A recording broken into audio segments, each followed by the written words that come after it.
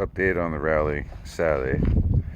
Okay, for the fan, it's probably the relay control module, which is this unit. You can see the 40 amp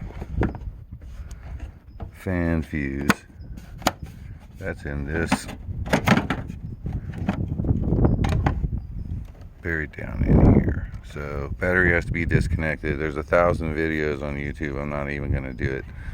The other thing is, it does have an exhaust leak, and it is, you can't see it, but down there